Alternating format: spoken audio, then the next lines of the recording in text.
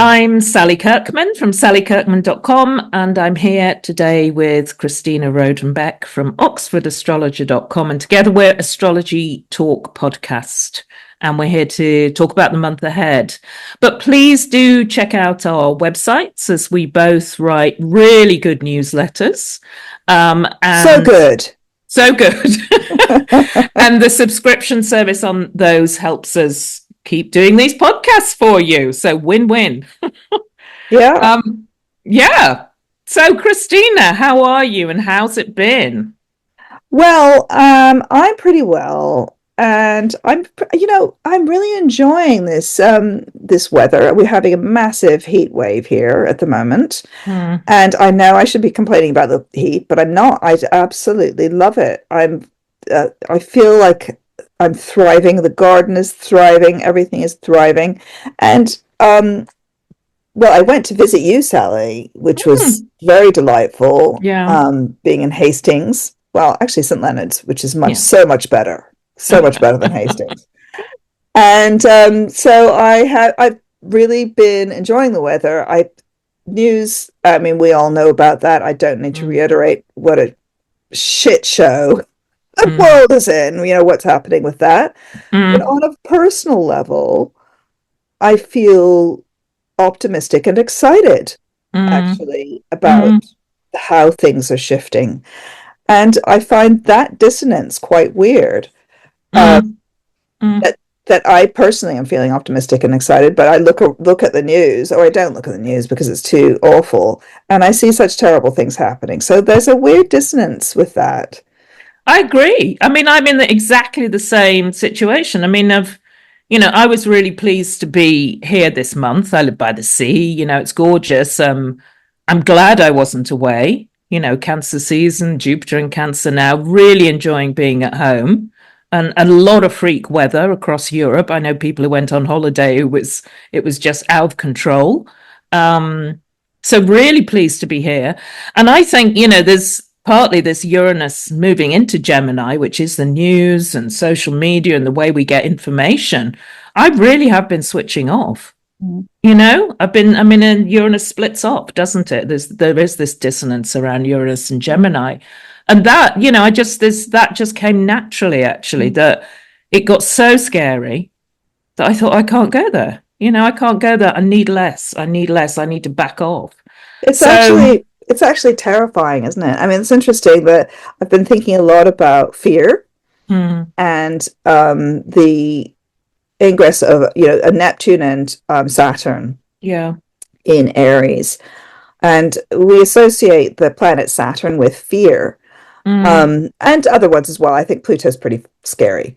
But, Saturn can often be one's own fear, right? And I suddenly realized that these people who are, not suddenly, but, it dawned on me when I was listening to one of these people running the world, one of these men, I could hear the fear in his voice. And the fear, and then I realized that they're frightened. They're frightened of us. They're frightened and it's this opposition between Leo and Aquarius, right? So the kings or the queens, these people who have put themselves above the rest of the world, are frightened of the mob, right? So someone like Peter Thiel, what is he so scared of?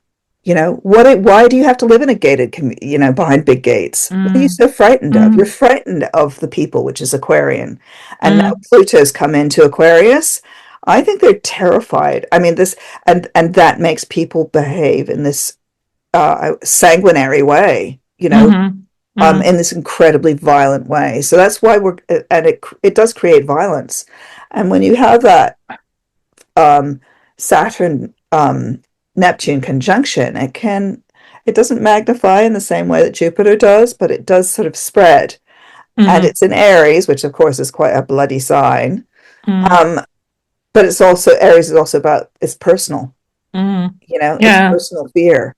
So, these people who've like the billionaires club who like have a bunker in New Zealand, for example, why are you so frightened of other people? What have you done? What are you afraid of, guys?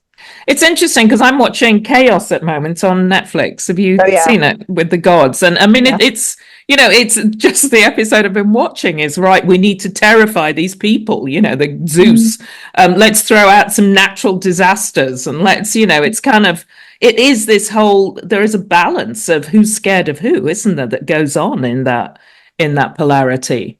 And you And and the way that these sort of attacks, these ice attacks in the States yeah, on individuals, so they're yeah, going and grabbing. I mean, I like I said, I'm trying to avoid the news because every time I open my Instagram, there's just something horrific, like children in chains or yeah, children starving. It's also the attack on childhood and children yeah, is very evident to yeah. me. Mm, Again, that's very Aries. The youth are mm, being mm, attacked. Children are being, starved to death. yeah, And what is that about? Is yeah. these Mm, old men are attacking children. Really, if mm, you just wanted to be completely, what's the mm, overarching news story? yeah.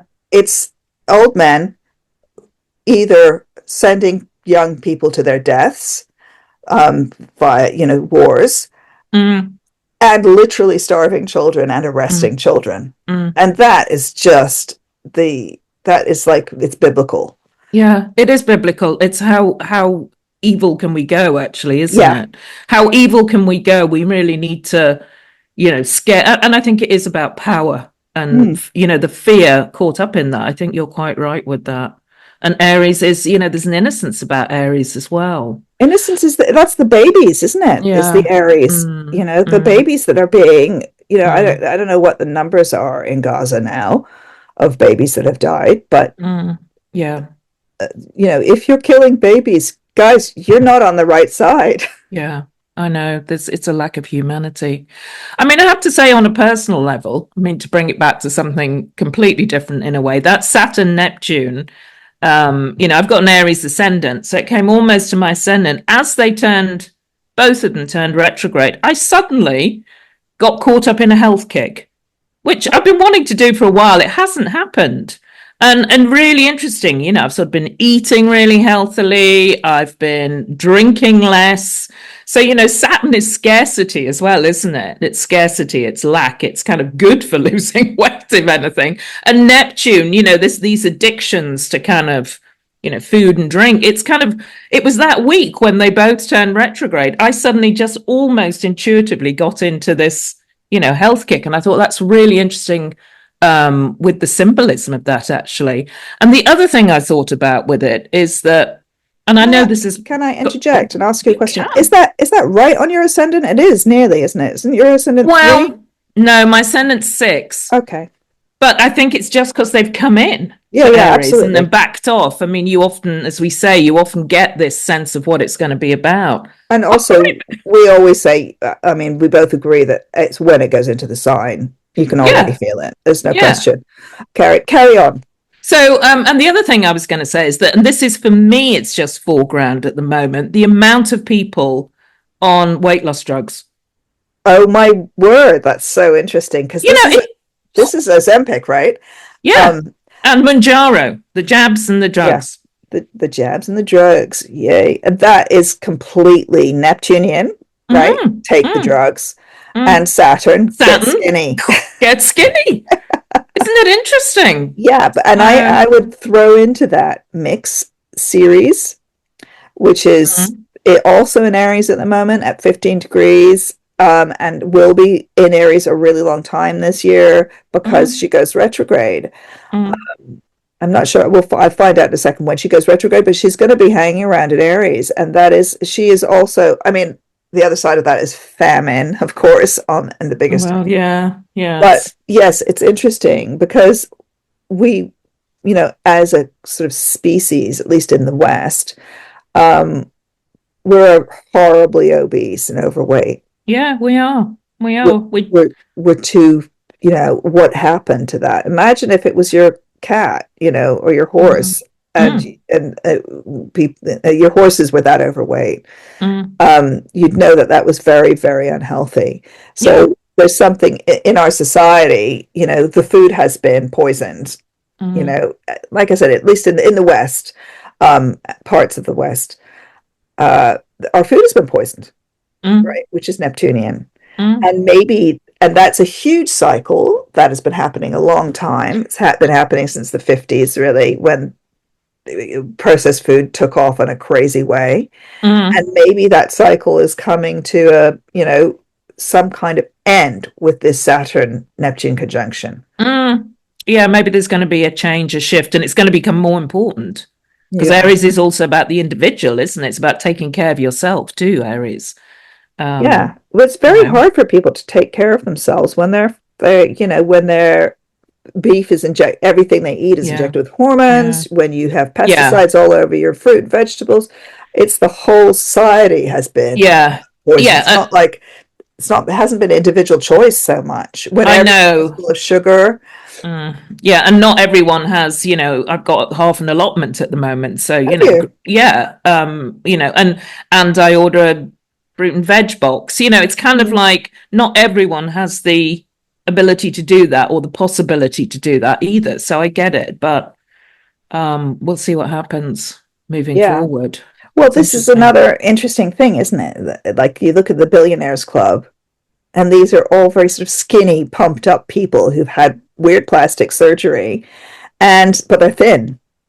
Yeah, Yeah, you can never be too thin or too rich. Who said yeah. that? I think she's wrong on both counts. I think it was the Duchess of Windsor or whatever her name was. You know, Oh, Edward, Mrs. Simpson. yeah, Mrs. Simpson, Um, the one she's who wasn't popular. Yeah, she was wrong about a lot of stuff, including being a great friend of Hitler. Um, but yeah, so take that for what it is. You can never be too Yeah. thin or too rich, says the great friend of Hitler. Mm, Um, yeah, because it's kind of body fascism, isn't it? This mm, that you see as well. It's like how I've been discussing with my girls how the shape of men's bodies has changed so much, mm-hmm, what's fashionable and mm, what's not. mm. Because, even 20 years ago, this whole kind of really, really pumped up look, which you get from being in the gym and also taking steroids, speaking of drugs, Yeah. was not the fashion. Mm. That was a kind of weird Arnold Schwarzenegger kind of thing, Yeah, it right? was for the movie stars almost, wasn't it? But it was only for some movie stars. Yeah, yeah, Or if yeah. you look at old pictures of, like, say, a great beauty like Cary Grant or frankly George Clooney, they're not pumped up in the way that Mm, the guys are now. And that's mm, interesting how the male body, mm, we're used to the female body having going through these fashions. Sometimes it's fashionable to have big boobs, and sometimes it's fashionable to have whatever. Some different parts of the female body become fashionable mm. or significant. And currently, this very muscular, triangular man seems to be what is um, sort of the Marvel Comics look, which is Okay. impossible. It's an impossible ideal. Yeah, yeah. And not necessarily healthy either, is it? It's And kind of but fit and buff, but what's a healthy body? yeah, It's exactly. kind of losing sight of that. And the same for that, the rake thinness. Really not healthy when you're Yeah, rake thin. So it's yeah, we go to these extremes as well with the body. So it'd be interesting to see what else happens with the Saturn, Neptune, and Aries around the body. I yeah, think it could be a big theme moving forwards. yeah. And And I just and just that pumped up thing. It's interesting because for women, that's I can't speak for all women. I cannot speak for all of us ladies. I'm sorry, and you can write in and disagree, but it's not a sexy look for us. You know, no. it's not sexy for us. It's for the Mm, male gaze. It's still for the other men to look at. mm, Um, mm. okay, Well, there's crack that on. split, isn't there? Then there's a split. Yeah, You know, it's interesting. I think we're this Uranus and Gemini theme is creating this split in a way, this sort of dissonance divide in different ways. But I was going to say, just for me, there's one other bit of symbolism I do for this past month. Because I moved into this, I'm in a big flat by the sea, and I moved in on the day of the Jupiter Neptune conjunction in Pisces, which was 2022. Big flat by the sea. And on the day of the Jupiter Neptune square, which was, I don't know, a few weeks ago, we had dolphins. I saw Oh. dolphins in the sea. I mean, that's a really Mm. rare occurrence here. You probably see them, once a year or whatever. Mm. And I was swimming and I was just about to go, and someone said, "What is that?" And a pod of about 15, 20 dolphins went past. And I thought, how incredible on the day of Jupiter Neptune, the big sea animals, to see that. So I felt very kind of blessed. It felt like an omen, actually, in a way, having that on the actual day. Mm. Well, one of the things that I noticed when I came to visit you and I went for a swim, was that the water's kind of clean. Yeah. And that's the first time I've been on the South Coast where it's for a long time where it felt kind of clean. Mm. And as you were saying, it's because it hasn't rained, so they haven't been dumping the overflow into the sea. Exactly. They dump in the sewage when it rains, And and it hasn't. it really felt different. Yeah, I Because agree. I love swimming, but I've Mm, been unable, I can't do the wild swimming because it's just mm, like I feel filthy every time, you know. It's yeah. like the Thames is actually even the Thames is looking better Mm, near me. mm, So that's also interesting that the water has had a little bit of a chance to regenerate and clean itself. mm, mm. Yeah, and water's going to be a huge theme, isn't it? Moving Yeah, forward. Neptune yeah. and Aries, lots for Spe lots of different reasons. Different Speaking of reasons. scarcity, actually, I think Yeah. that there's going to be water scarcity, and that's Yeah. also as Neptune moves into Aries, it does so with Saturn, which is again about Yeah. And that's going to be a yeah. big theme moving forward. And also this with this, I mean, I did write about it, cleaning up the oceans. That Mm, is also, there's a focus on that now, and recognizing that you protect an area of ocean, it regenerates mm, fast. It comes back mm. to life within 5 years. Neptune in Aries, the god of the sea and the speedy sign. I think if people focus on that and highlight on that, it's a real rich area of kind of biodiversity, oxygen under the ocean. So there's different ways that water, I think, and seas are going to be a big focus moving forward. Should we talk about the month ahead? Let's. Let's move. Should we move forward and talk about Yeah, May? Leo season. Yeah, Leos. We love Leos. Leo's, yeah, and a Leo just won Wimbledon. Well done, Yay! Yannick. Well done, Yannick Sinner. I think he's Yeah, going to be brilliant, like Roger Federer, another Leo. They like to take centre stage or centre court, the stars. So yeah, he's just really good, isn't he? he's really good. When Yeah. yeah, and yeah, he had a tough. It was because I was there, not on centre court, but I was at Wimbledon watching it. And the crowd were loving Carlos Alcatraz. Oh, Alcatraz? Alcaraz. Alcaraz. Alcaraz. Yeah, I mean the crowd were really behind him, I think. So, but yeah, no, I think he's gonna really shine and win people over. So Yeah, he kind of has that. He's a bit like an automaton, though, isn't he? I mean, he is, he he is. reminded me a bit of like Pete Sampras, who you could never get very excited about. Yeah. So maybe he'll kind of loosen up and get I think interesting. so. I think so. I think he's got a formula at the moment that works. And he's a bit of a shy cat type. I was surprised when to find out he was a Leo. He's not, some Leos are such big personalities, aren't they? They sort of, here come the Leos. But there's a lot who are kind of the sort of quiet and contained, and the strength and power is inner in a way. It's a inner courage. Do you know which house his son is in? Off the top of my head, no. He's Gemini rising, though. I mean, Okay, of they've all course. well, they've always got Gemini, so third, I would suggest, but I don't know for sure. Yeah, yeah. Don't know for sure. So yeah, so Leo's. I mean, it's height of summer, isn't it? We're moving into in the northern hemisphere. The sun's moving to Leo. It loves to be there. It loves to shine brightly. And often holiday season as well. The Mm, schools go on holiday. I know my niece who works for school is looking forward to the long summer holidays. mm, As she says, it's the best bit of being a teacher. I don't think that's sort of slightly glib, but because she mm, enjoys the job too. But mm. yeah, you get this really long summer holiday in Leo seasons. Exactly. I think they finish on the 22nd of July. Um, Yeah. yeah, Do they? 21st, I don't know. 22nd. Yeah, that's when the summer holidays begin that week, Mm. when the sun moves into Leo. So, it's classic, isn't it? It's classic. And yeah, I live with a Leo, obviously, And I have a lot of friends who are Leos because I love that hot, warm generosity. Mm. And And kind you, of, Leo ascendant. I have got a You Leo have a Leo ascendant, ascendant, so I'm so very attracted to them. yeah. And or I like them. I have a Leo ascendant, but I'm such a Pisces that I kind of need more fire Mm, in my mm, life. So yes, happy birthday to the Leos among mm, you.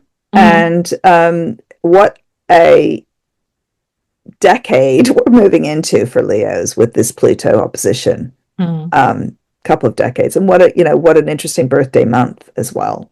mm, mm, Um, because it's kicking off with this the Sun Pluto opposition. mm. Yeah, because it's right at the start, isn't it? Yeah, Which is on the 25th, new yeah. moon on the 24th, and then the Sun Pluto opposition on the 25th. So we'll have a look at that. I mean, the other thing that's important to say moving into this Leo season is that Mercury's retrograde.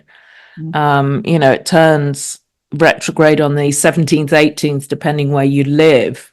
So, and actually, interestingly, I thought the last 2024 and 2023, last year Mercury was also retrograde in Leo season, and then 2023 Venus was retrograde in Leo season.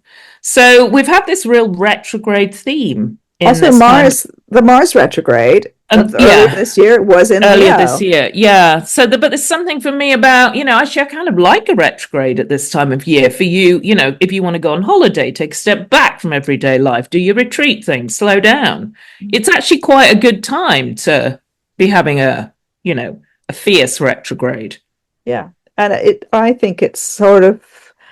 I do think this one is important because it's following on from this Mars retrograde, which Yeah. was across Cancer, Leo, but really Yeah. mainly in Leo. So Yeah. all the stuff that was thrown up in the air, there may have been health issues for some people, actually. I noticed um, you're able to go back now and kind of do some tidying up. Mm, It's kind of a mm, tidying up exercise, going back over things, mm, tying up loose ends. mm. And as you Yeah. say, it's a great time of year to have a retrograde. It is. And also on that, the probably renegotiations going on. I think, for everyone, it's important to look where Leo falls in your horoscope. What are you wrapping up? What are you kind of renegotiating in a way? What's Leo talking about right now? Changing your mind. You're allowed to change your mind when Mercury's retrograde. Wait for it to go direct on August the 11th Yeah. before firming things up. And some people may be leaving. There may be personnel leaving certain parts of your life, or you may be having to do a bit more digging, a bit more investigation about something. Also, of Mm, course, lost objects. yeah. Yeah. Especially for like, I don't know, Gemini's probably, but for everybody, Yeah. that this Mercury retrograde season, you've lost something for a long time, or even since the Mars retrograde, have a look around, see if you can find it. Mm, mm. It's a fiery retrograde, isn't it, in Leo? It is a fiery one.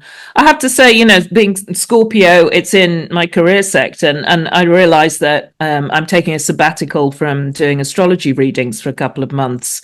So, there is that theme of, okay, let's take a step back to think about what next. It's that kind of so you can slow down to review, reassess, find a different perspective.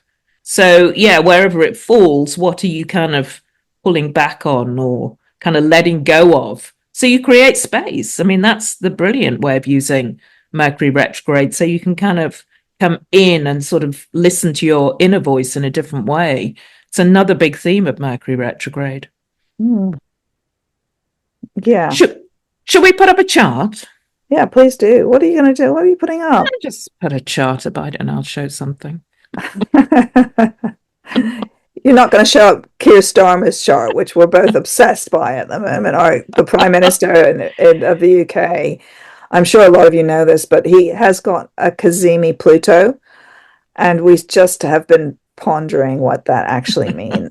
After hoping that it would mean he would be ruthlessly at the service of the country. Yeah, Sun, Pluto in Virgo, be of service to the country. We kind of have realized it's not quite that. Yes, and if anyone does know his birth time or knows a way to get hold of his birth time, please let us know, because it's not, we don't know it yet. So that would make a real benefit, having that to see. It would make us really happy. Okay, It would because then make we us would really know, happy. we could interpret his chart more accurately rather than just thinking, Absolutely. oh my God, he's got a sun, he's got Pluto in the heart of the sun. Mm. Okay. Interesting in a way, Pluto in the heart of the sun, and we look at this new moon, sun moon at 2 degrees Leo, opposite Pluto at 2 degrees Aquarius.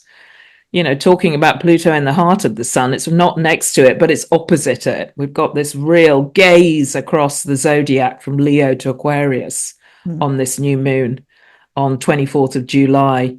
And it is not a new moon, new beginnings, is it at all? Mercury's retrograde. I never think that. We always have this discussion, though. I never We think that do. with new moons. I know, but I always do. And after the new moon is a time to be sowing seeds and moving things forward. But this time, for me, it's very different with Pluto there, because it negates. In a way, I think this new moon is about, what are you ending? What are you letting go of? What are you releasing? And that, for me, is a bit similar theme with the Mercury retrograde, to go in to kind of see what you can let go of. So it's a very different feel to this new moon. Powerful for, Leos and Aquariuses, you have to ask, where's the kind of opposition in your life? Where's the conflict situation in your life? Where's the power game, in a way, going on with that? Because it does feel like this, there needs to be a balance, and being aware of who's got the power with this really strong opposition across the personal axis of your chart. Yeah, the main thing that strikes me about this new moon, and it's true of the new moons this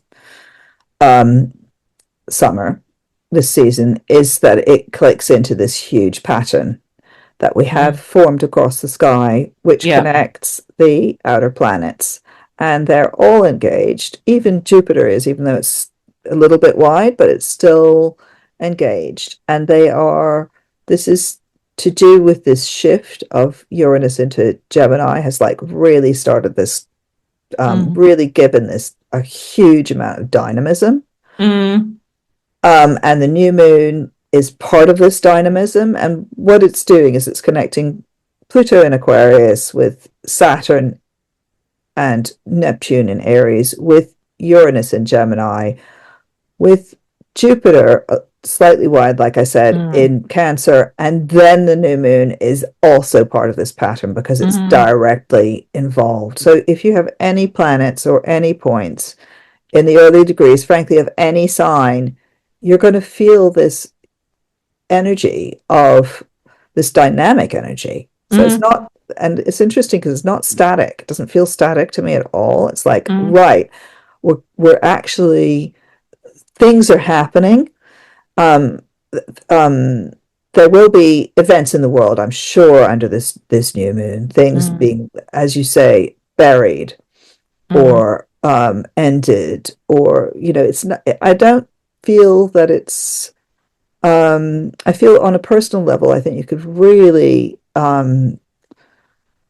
shift. It's about change. It's like, what do you need to let go of in order to be part of the new world? Because to me, all of this craziness that we're seeing around us is the end of time. It is the end of times, essentially, because we're going into the new times now. And the new times don't happen overnight. It happens as a process, as you kind of, it's like the wheels are coming off. Do you know what I mean? Bits are coming off as we're going into the future. Yeah. And some of that future, we don't know what the future is going to be. We want it to be a beautiful green future where we're all, where we're using, recycled renewable energy, where we're growing plants up the sides of buildings, where everybody's nice to each other and peace reigns. We want that. We would desire that. A lot of people want that. I don't know that everybody does, if I'm honest, in our world. You know, that's No. the problem. We have this division. Yes, Yeah. but I also think that those people are the end of times people, Yeah. right? They can feel this, they have this apocalyptic vision, Yeah. right?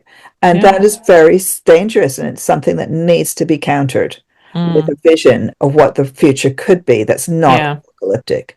And we've Yeah. had way, way too many decades, frankly, of the apocalyptic vision, Mm. which is about a lot of people being dead, Mm. actually, and a lot of the planet dying. Well, that's stupid, isn't it? Because there's Mm. only, there is no planet B, guys. Yeah. So having gone off on that tangent, why am I saying this? Because this new moon, um, this big pattern in the sky is a guide, it can be a guide into the future. Mm. And and it may show us something on a personal level, because we know that the leadership is crazed, right? They're doing weird stuff because they're so scared.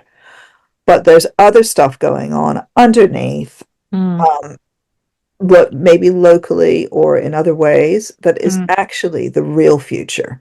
And Yeah. that's where you need to put your energy, into the real future, which is Mm. not this like everybody's going to die thing. Yeah, and I agree. I think it's absolutely lovely that we've got the three modern planets working together, Uranus, Neptune, Pluto. They're going to be working together until late October, and then there's a shift. But they do come back, and it's by April next year that they'll be back in this pattern, and they'll be, really holding this pattern for a while. And it's very much about community, Uranus and Pluto in air signs, and the power of the individual, Neptune in Aries. So I agree on a collective level. It's really, lean into this. It's really powerful. On a personal level, I also think that, with this major opposition of the new moon opposite Pluto, it's what's coming to an end. But look also at what else you can do. Where's the alternative? Where's the support coming from? Where's the help coming from? Because there are these other really big planets leaning into that opposition. So, it's whether it's getting a lateral perspective on things or whether it's asking for support or help. Very much we're still in this time of, experimenting with new things, trying new things, reaching out. And that's kind of across the board in a way, whether it's to do with your health and you're trying different alternative things to find a solution, or whether it's at work, you need to kind of have a different view on things. It's kind of across the board. It's really powerful, actually, what's happening. It's a really, really powerful new moon, Mm, because of this outer planetary pattern that it's clicking into. And one thing I would say is, it's, if you're a Leo, you're looking at that Pluto and you're thinking, oh my God, the Lord of the Underworld is opposing me for like the next 20 years. What am I going to do? Is it, the Prince of Darkness is rising from Hades. But actually, what you need to do is you need to befriend the Prince of Darkness, right? You need to make an alliance with Hades. You need to figure out how to use that plutonic power, how to make because when you have an opposition, it's about rivals and enemies, and also about allies, friends, and lovers. So it may be, for example, Leo, that you're about to go into partnership with an incredibly powerful, wealthy person, mm, or with someone who is in some way connected to, I was going to say, like plutonic things, like a policeman, who's dealing with crime. So there mm, are many ways that these things can manifest. That's how symbolism works. It's mm, not all kind of doom and gloom or negative. And the other mm, thing about this pattern this summer is that it's the beginning of this one with the modern planets, but Jupiter and Pluto and Net and Saturn are also involved with this. So it's all of the outer planets. It's mm. all of them pushing, and although some of them are retrograde, so not like pushing forward, but they're all clicking in, working together, and it's Mm. right across that half of the zodiac. The whole of one side of the zodiac is all working all the way, that runs all the way from Aquarius to Leo. So Yeah. all of those signs are contributing, because even, you know, the, so yeah, even Pisces, which is the one that doesn't have a major planet in it, but even that's got the North Node, you know. Mm, mm, So there's mm, this energy that's coming here, and it's like this it feels very constructive to me, because the pattern that you see is like a basket. Um, when this new moon comes in, it's mm, like this mm. basket that holds things. Yeah. Yeah, and I think the other, I mean, you talked about befriending Hades, but I also think this is, this is a time when you could possibly get out of a toxic relationship. You can let go of something that's toxic as well. Another way that this symbolism can play out, and perhaps you have the support of your friends and other people. I think also what's interesting at this new moon is that Venus and Mars are in square aspect. I mean, that takes place. It's exact just the day before, but it's very prevalent still. Venus in Gemini, square Mars in Virgo. And that's a classic kind of battle of the sexes combination. And again, in a way, bringing up this theme of division that I think is getting very spotlighted at the moment. So, it may be that this new moon is the time to kind of put things in place that allow you to back off, to split off, and there's support available It's interesting. for that. The that Venus Mars square pretty much is it's one of the things they're holding for those final weeks of July. Yeah. It's an important part of it, and it makes the Mars is making conjunction to the nodal axis, right? Mm, So that mm, gives it extra power. And to me, that South Node, which is where Mars is making the South Node in Virgo, Mars makes the conjunction a few days earlier, then it moves on, makes a square to Venus. Actually, and both of those signs, Virgo and Gemini, so Venus in Gemini, Mars in Virgo, both of those signs are ruled by Mercury, which is also mm, currently retrograde, mm, and which is sort of in between them. So this is about words partly, mm, and information, mm, and there may be some piece of news that happens as Mars goes over the South Node, or some attack, frankly, in the news again. Or there may be some kind of retreat or change of direction because of this Mercury retrograde. I'm mm, I think that there's something in here, and it's interesting you mentioned the sort of battle of the sexes, because one of the other things that's quite uh, it, that is people talk about a lot and that we're thinking about a lot is male potency. Let's put it like that. Male potency and male impotence, and one of the and I mean that in a very overarching way, like why do men go to war? I don't know, to prove their potency, whatever. But there's some loss of male potency that's been happening for many, many years. So the incels and etc. And it's being kind of and this is Mars potency really, because we women have our own Mars too, right? So it's not like we're like the men do everything. We can be too binary about these things. So it's that loss of the Mars potency has been sort of being sucked away for a long time mm, into the internet, right? Into these sort of hates, this trolling and mm, all this sort of manosphere is actually like a giant mouth that sucks men up, and they lose their youth almost. I can see it like a kind of monster, right? So and maybe this is a cycle that happens in history. Young men are sent off to war and they're lost, right? yeah. They're lost to Yeah. us. And this is one of the things I wonder about with that Mars South Node, which obviously happens every couple of years. You get that conjunction, Yeah. but this one Yeah. is in Virgo, um, and it's at a moment when we also have all this stuff happening in Aries, which is ruled by Mars. So there's a question to me just to ask and think about over the summer again Mm, about potency, however you want to put that Mars energy. And we've got to be talking about it, right? Because it's in Virgo and because of the Venus and Gemini. And it's how Venus can support Mars and not, and how it's not actually Venus that drains Mars. Maybe it's Saturn that drains Mars. It's other stuff. Mm-hmm. I hope that wasn't too obscure for people, but there's an issue here around male potency that I think is interesting to think about over the summer. Mm. The other thing that has affected that is Chiron in Aries for many years. For the last 7 years, Chiron's been in Aries. So it's also about youth. And I was listening to, I think it's Ezra Klein's show talking about Gen Z and the attention economy. That the attention, and they didn't say this because they don't think in astrological symbols, but the attention economy has dragged male potency into its maw, right? And that seems to me very kind of Mars and Virgo.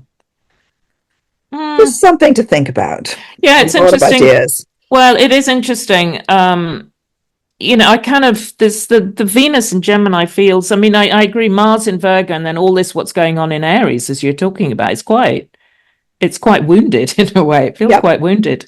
Um, and that Venus, the Venus in Gemini, feels really kind of actually light and easy and full of ideas, and it's a different feel around it, isn't it?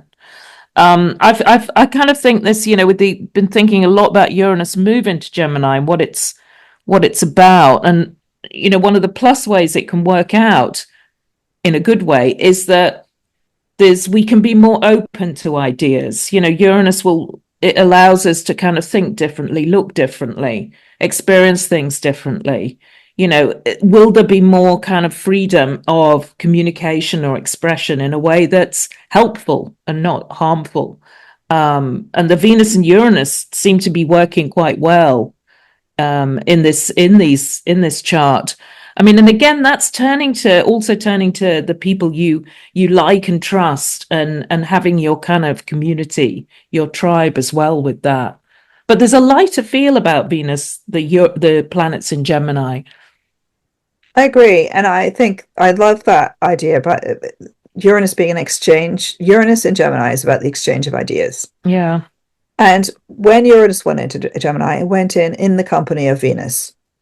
So these are ideas about Venusian stuff. Could Mm, be about art, love, um, uh, peace.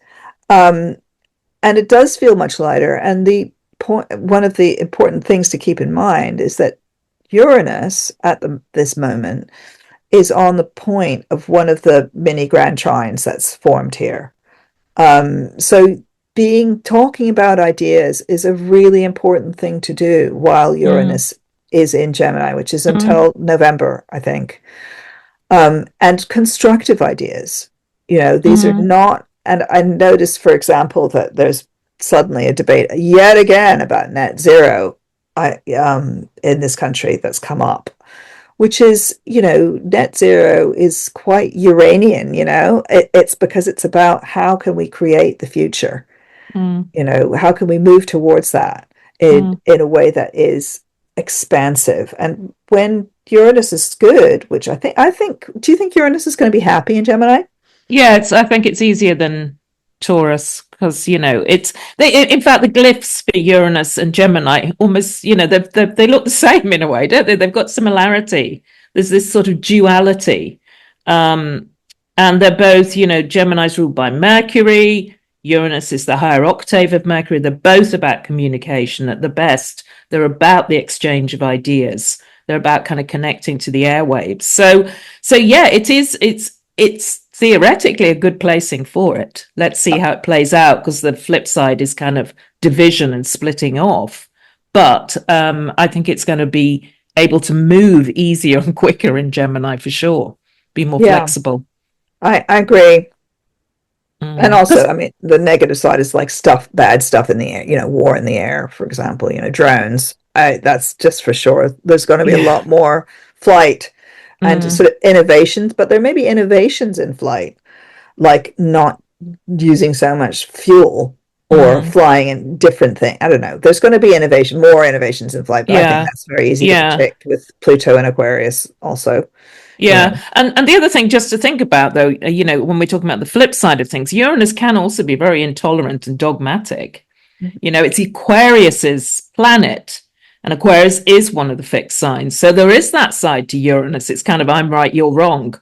You've got to believe what I say. It's that there's a dogma about it. So yeah, I mean, always with when we've got the planet, any star sign, it has a sort of more positive aspect and a more negative aspect. It's working with that, knowing how to channel it almost for the greater good, and using it in a way that's effective. Hmm. I'm going to stop sharing this. Oh, hello. Hello again. Um, yeah, do we want to talk about what else is going on? Because we've kind of got that's Yeah, I the mean, I think it's pretty useful. I like that we're talking about this Venus Mars thing. Just to remember that Venus is in Gemini for most of the month that we're talking about, and that Mars is in Virgo. These are both sort of talky things, but also just it can give Virgos a huge boost, right? mm, Having mm, Mars there, and Sagittarians, you've got Mars going across your midheaven. Um, and this could be really helpful for career, for launching ideas, sending stuff into the end. By the way, if you were going to do that, do it after that new moon, and maybe after the Mercury goes direct, which is the 11th of August. But there's this just so there's quite a lot of dynamism for mm. the mutable signs with that, what Mars Yeah. is doing. Yeah, and I want to hear how the Geminis are getting on with Uranus in Yeah, your I know. sign. What's been changing and shifting? Also, I think really important for Virgo because Gemini's your career sector. So, what's new there? And Venus in Gemini as well in July. Who you working with, who you partnering with. So yeah, interesting for the mutable signs, certainly. Yeah. Venus does move into Cancer actually, beginning of August. So we've got this and that's going to be again another theme I think running through because we get the Venus Jupiter conjunction, which is on the 12th, just after the full moon. But we've got Jupiter in Cancer is free of the square to Saturn and Neptune. So it's got a bit more life, also a bit more emotion. It seems to be turning out to be a very emotional Jupiter in Cancer. How are you doing, Cancerians, with that? Are you expanding, growing? Is it freedom? Or is there sort of an overwhelm of emotion? But we will have the two best planets, Venus, Jupiter. They're moving nicely through Cancer throughout August. So that's lovely for sort of family get togethers, for Cancer, for Aries. Very sweet for relationships for Capricorn as well. And whose career sector is it? It's Libra. Mm. You've got Venus, your ruling planet in your career sector with Jupiter there as well. So there's the chatty theme. There's all the mutable stuff going on, but we have got this lovely flow between Venus and Jupiter throughout August as well. Yeah, and I would say, that it's interesting when Jupiter goes into a sign because we're always like, yeah, it's going to be great. Um, and it is. And it's also overwhelming quite often. It's like huge. It feels really big. Mm. Um, but so many people have had big planets move into their signs. Things are feeling really big for people. Yeah. So as you say, what's happening with the Geminis? So interesting to see how that's going to work out, Mm. and I've noticed a kind of huge burst of electric energy in some of the Geminis I know already that has been like really quite hard to contain and sort of like, whoa, what happened? What's Yeah. happening? I need to like, mental health stuff, basically. Yes. Yeah. I need to get my brain to stop my brain like exploding. Mm. And this is something you're going to have Uranus in your sign for 7 years, Gemini. And so you need to get a hold of this energy so it doesn't kind of fritz. It's like fritzing energy. I don't know how else to describe it. It's Mm. electrical. Yeah, So it you've goes got yeah. on and off, on and off. You've Um, got to do that with the hands, haven't you? If yeah, you're watching us, it's kind of yeah, yeah. like, it is fritzy. And how do you contain it? How do you harness it. It can just dissipate and go everywhere, can't it? Yeah, and don't waste it because it's actually quite a Mm. lucky energy. Yeah. Um, the good thing is that Uranus at the moment has got its little friends. It's got, Saturn and Neptune making a really nice aspect to it. It also had that new moon was actually making a really nice aspect to it. It's got Pluto really making Yeah. a good aspect to it. So you've got a lot of support. So one thing I would say to you guys, you Geminis, is look for your support Mm. out of yourself because you're Mm. kind of like going, you're like this electrical thing. Mm. So who are your Aquarians? You Mm. know, who are your Aries? They don't necessarily have to be people born under that sign, Mm. but sometimes it's just that literal with astrology, It isn't it? can be. Yeah, it can be. Or it could be that they sort of represent what those star signs are about. I mean, I really love the Uranus Pluto dynamic, Gemini Yep. Aquarius. I think it can be quite, look out for new inventions where you can be, revolutionary, something really exciting that comes in. And I do think actually we all need to be looking at AI and learning how to use Mm, it, she says yeah. in a really depressed way, actually. But it's true, it can do so much. And it's only going to get blooming better. I'm always a late developer with new technologies. I'm like last in being dragged along. But, that Uranus Pluto is saying, look at what this can do in a positive way, in a good way, and get on, get with it. Have I mentioned the weeding to you? This weeding machine? Yes. Yes, you did, but tell our Not maybe not on the podcast. not on the Yeah, podcast, you've not. obviously AI, everybody's talking about it. And obviously there's a lot of crap is talked about AI. We know that. Whether Mm. it's going to be good, for us, there's a huge, huge problem with copyright. But there are many ways it works very well, including like in medicine, essentially, Yeah. radiography, etc. Fantastic. Mm. However, and I thought this was so interesting and so green, we get a box of vegetables, of organic vegetables, every week from a company called Riverford, who I'm very happy to promote. They're a wonderful company. And we get a little newsletter from them. And in Mm. this newsletter this time, they said, well, actually, we've just trained this AI robot to do our weeding. Weeding is the most difficult thing that we have to do with organic vegetables because like weeds come up. Backbreaking. Absolutely backbreaking. Loads of Yeah. people have to do it. So they have this robot that's trained to just pull out the weeds and go Yeah. around, and it's being trained with AI to recognize weeds. Isn't that fantastic? And I what a think it great is. use of Yeah. this Yeah. technology. So there are Yeah. many good ways this is going to work out, Yeah. right?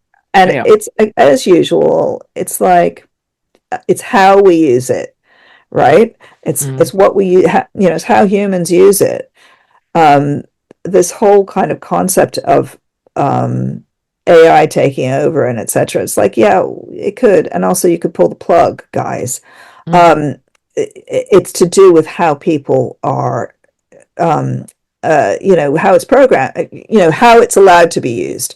Yeah. But one thing I do think about AI at the moment is that, don't forget that if you use that much AI, right, it does use up a lot of water. So why are you using it for trivial stuff? Don't do Mm. that, Mm. right? Why would you do that? Mm. Because every time you use it, you're wasting a lot of water. Uh, Mm. and that goes back to what you were saying about the Saturn Neptune Mm. conjunction. Okay. Mm. Aries. In arid, may I say Aries, is Yeah. people need to start considering this consumption of water, this overconsumption of water, the Mm. cleanliness of water. And one of the ways that water is overconsumed is with cooling these massive computery things. Mm. Interesting. Interesting. So yeah, we can see all the themes being pulled Yeah. together, can't we? Of these new planets and what they're bringing, and what's being brought to us. And I'm I going to put. can I just Okay. point out one thing? Yeah, go ahead. Put it up. Go on. I just want to Mhm. point out that I love the Pluto Uranus trine. And every time another planet comes into contact with that trine, something it triggers something. Something can happen. Yeah. And interestingly enough, Mars starts off in Virgo during this month, and then it goes into Libra. And when it goes into Libra, it starts to make contact with that trine. Mm. And it's like stuff can happen to do with Mm. that. So this is about Mars, the planet of action, in the Mm. sign of partnership, making contact with Uranus and Pluto. And it does that, I think, is that from the 9th of August or the 8th of August? It's the 8th, 9th, 10th of August. So during the full moon period, I've just put up the chart of the full moon, which is on the 9th of August. And you can actually see it in this chart if you're looking. And yeah, when the planets go into Libra, so Mars is first, but we'll also get the Sun, Mercury, and Venus this year. They're going to make this incredible kite formation Yeah, it's with these beautiful. planets. So it makes a grand air trine, the planet in Libra with Uranus in Gemini, Pluto in Aquarius, opposite the Saturn Neptune in Aries. Kites have power. You can fly high with a kite. You can really bring something quite remarkable to being. So I mean, I love this, and I love this. And Mars in Libra, what is coming to being under this full moon? In fact, if anything, this full moon feels more important for creating things taking flight than the new moon in this season. And also Mercury is just about to turn direct on the 11th. So it's got a lot of power, this full moon, because of that kite, which is almost separate from the sun and moon in a way. The early degrees of all these star signs. Yeah, I mean the kite actually is quite a continuous thing. So it begins on the 8th and it goes, I mean, I would say that whole week at least. And it's about innovation through partnership. Okay. Mm, So the kite mm, points at Mars. So it's pointing at Mars and Libra. And it's also about being warriors for peace, by the way. yeah, That, it is. when you see it in a natal chart, it's often a person who is a warrior for peace, is fighting for peace, is fighting for justice. Mm, And there's this a coalescing of planetary energy that's pointing at Mars and saying, if you want to fight for justice, if you're in court, for example, this is all coming together. Oh, of course, the courts are shut, aren't they, in August? So that's not going to be happening. But I can think of other examples of where this might be coming together. And there's a possibility at that moment of some kind of negotiation that is dynamic, different, and full of potency. And also, at the same time, we've still got the Venus Jupiter conjunction going on. yeah, that's exact on the 12th of August. It's a really powerful week, this, isn't it? And what's interesting is that these things are, the Venus Jupiter is no longer like in aspect, but Mm, what happens is that the Mars makes this opposition, creating a kite, and then it moves into a square to Venus and Jupiter. mm, So there's a lot of shifting, a lot of stuff happening. And this is the cardinal signs in particular being affected, by the way. So mm, that is Aries, Cancer, Libra, Capricorn, who we haven't mm, really mentioned. But mm, Capricorn, the Venus, Jupiter, those two planets are in your partnership sign. The Venus Jupiter in conjunction is in your partnership sign. This is about, it's good for love. What can I say? This is a mm, month that is great for love as Venus starts to go through Cancer. mm. And Yeah. this isn't this to me, this would be when you get to the full moon, it's like the fruition, it's like the harvest, right? Mm, So you're possibly kind of starting something just before that full moon, and then you harvest it quickly, mm. right? So also I feel that things are happening despite all the many planets being in retrograde, even Mercury in retrograde. I feel that a lot of things are happening quite swiftly because of the way the planets are working together. Yeah, and I agree. I mean, I often think you can push things through before Mercury turns direct. I've always thought that the couple of days before, what information have you picked up? What have you found out? What have you heard that you can actually use and push forward? And during this full moon as well, I mean, it's Pallas Athena is right next to the moon in Aquarius. I mean, the sun at 16 Leo, moon at 16 Aquarius next to Pallas Athena. And that's often there's something about this full moon about bearing witness as well, I would suggest. But I feel as if right at this point, there's something coming. there's Mercury retrograde's often a time of misunderstandings, misinformation. This period feels more about truth coming out, as It's well, truth coming to light. It's yeah, I think that what happens before the Mercury retrograde, then the Mercury goes retrograde and you dig out the truth, doesn't it? Don't you? And the truth comes out, and often it's after the Mercury and the Sun make the conjunction, which I think is around the 1st of August. Then things start, 31st of July, yeah, it's the yeah. midpoint, 31st of July. After that midpoint, then things start to make sense, Mm, right? So there's something mm, that maybe sometimes with Mercury retrograde, there's something that doesn't quite make sense. You dig it out, you find it, and things start to make sense. You can readjust. So you're still in this readjusting period. And also, just to point out that, again, in the midst of all of this incredible outer planetary stuff, these amazing patterns, as Mercury gets back to, it gets back to nearly being exactly opposite to Pluto, but not quite. but not quite. But nevertheless, that's with an orb, Mm, right? And that mm, is very truthy. There's some kind of truth, and I think it's about speaking truth to power at this point. mm, As you've got the Leo kind of power, people running things, you've got that mm. Pluto saying, telling the truth. So I would suggest there is a long, hot summer of civil unrest, actually, in the United States for sure, Yeah. and possibly in other state places too. Um, and the question is, and also the other part of that, Pluto in Aquarius, can be the jackboots come out, Mm. you know. Yeah. So, Yeah. if Yeah. you are kind of There is a fascist side to Pluto, isn't there?